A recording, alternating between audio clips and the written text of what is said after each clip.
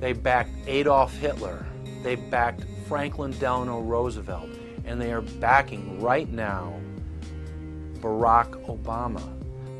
The banking cartel had established a beachhead in 1913 through the Federal Reserve Act. In 1947, they set up a parallel shadow government through the National Security Act. From 47 on, the national security state began the long process of absorbing federal and state bureaucracies, while at the same time undermining the constitutional power of Congress and dominating the executive branch. By controlling the issuance of currency and credit, the private Federal Reserve was able to buy up most of the Fortune 500. And if a company wouldn't sell, the bankers would unleash federal regulators to run them out of business. Private central banks in Europe, the United States, and England took taxpayer money and loaned it at over 30% interest to third world nations. The bankers would then bribe the leaders of those countries not to pay back the loans. Their third world puppets would sign agreements stating that when the country defaulted, the banks would be given all the natural resources and infrastructure of the once sovereign lands. But worst of all, the countries would pledge future taxes paid by the people in perpetuity as profit to the private banks. By the year 2000, there were few nations that had not fallen to the designs of the money power. The globalists were now ready to start their final phase of world government takeover, the destruction of the Western nations' economies. To carry out their final takeover, they first removed banking regulations like the Glass-Steagall Act in the late 1990s. This allowed their front companies to issue unlimited credit to the world and to set up colossal Ponzi schemes, the likes of which the world had never seen. The scams were advertised by the controlled corporate media as completely legitimate. Because of the fantastic returns, private investors, corporations, state and local governments invested heavily. They had taken the bait, hook, line, and sinker.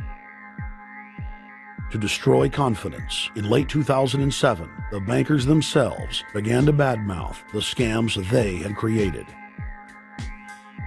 Next, the central bankers cut off the tsunami of fiat money that they had been using to pump up the bubble. When Congress and the public refused to write the finance oligarchs a blank check, the bankers began to engage in financial terrorism. They said that the world would go into another Great Depression unless their demands were met, further destroying confidence. The stock market instantly had its biggest one-day loss in history, but even that wasn't enough to force Congress to capitulate to the offshore banks.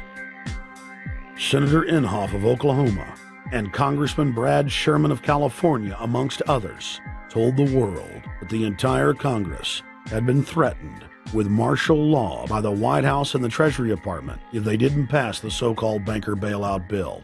The only way they can pass this bill is by creating and sustaining a panic atmosphere. That atmosphere is not justified. Many of us were told in private conversations that if we voted against this bill on Monday, that the sky would fall, the market would drop 2,000 or 3,000 points the first day, another couple thousand the second day, and a few members were even told that there would be martial law in America if we voted no. That's what I call fear-mongering. Unjustified. The final version of the bill was kept secret from the Congress until minutes before the vote on October 3, 2008. The Federal Reserve had promised total transparency, that every dime would be accounted for. To Democrats and Republicans who've opposed this plan, I say, step up to the plate. Let's do what's right for the country at this time, because the time to act is now, to prevent the possibility of a crisis turning into a catastrophe. After its passage, the public learned with horror that the bill was really a financial coup d'etat by Wall Street. The bill didn't just give $700 billion to the banks. It was a blank check. And as of February 2009, $9.7 trillion has disappeared into a black hole. Within 24 hours of its passage, Secretary of Treasury Henry Paulson said they were no longer going to use the money to unfreeze the mortgage market by buying bad debt. We went to Congress. Illiquid assets look like the way to go. As the situation worsened, the facts change. I will never apologize for changing an approach or strategy when the facts change. Paulson has, in the meantime, admitted that the subprime mortgage crisis is not the cause, really, of the breakdown of the entire world banking system and the bankruptcy of most of the banks in London and in Wall Street. He said, oh, we're going to buy up toxic assets, but we're not going to worry about subprime mortgages. What he's talking about is derivatives. Derivatives are the center of the crisis. He went on to say that where the money was going was a secret. I believe that banking institutions are more dangerous to our liberties than standing armies. If the American people ever allow private banks to control the issuance of their currency, first by inflation, then by deflation, the banks and corporations that will grow up around the banks will deprive the people of all property until their children wake up homeless on the continent their fathers conquered. The issuing power should be taken from the banks and restored to the people, to whom it properly belongs. Thomas Jefferson, 3rd President of the United States. Secretary Paulson came in with the Vice President and Fed Chairman Bernanke and made all these assurances that there was absolutely a critical, immediate need to get rid of the corrosive derivative products, all the different names for this, ubiquitous, sub-S retraded credit default swap, blah, blah, blah, blah. Okay, but they talked about them as though they knew what the hell they were. You got the money and you immediately said, what items, what auction? Now, the Treasury just basically cut that out of the bill. And what we have here is a situation where banks are hoarding the money that they're getting from the TARP. They're using the money to purchase other banks.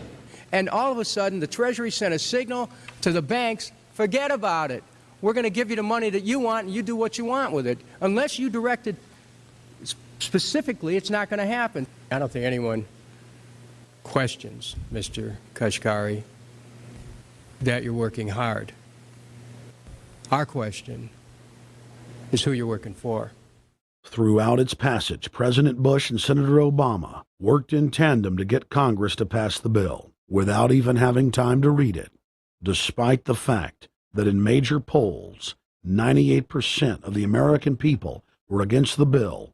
The leadership in both parties were for it. And I really want to commend Barack Obama, because as we were involved in the this and that and different provisions of the bill to persuade people, he really gave them confidence that this was the right decision for the American people, even though it wasn't, in our view, a great bill for them to vote on. I want to take a particular moment to also thank the individual who's not here, and that is Barack Obama, who made numerous calls not only to all of us, but to members of our caucus, and helped us gather the votes on the Democratic side to pass this legislation. Bank heads then bragged to the press that they were hoarding the bailout money and using it to buy up smaller, healthy banks and insurance companies. Their plan was working like a charm. Next, the central bankers loaned the federal government back $787 billion of our own money at interest for President Obama's so-called stimulus package. And just like the banker bailout, Congress was given less than an hour to read the 1,070-page-plus stimulus bill. Barack Obama, who had pledged on the campaign trail to wait 5 days before a bill could be voted on so that the Congress and the people could have a chance to read it, said that the stimulus was too important and it had to be passed before anybody could see it or read it, or the crisis would turn into a catastrophe. Doing little or nothing at all will result in even greater deficit.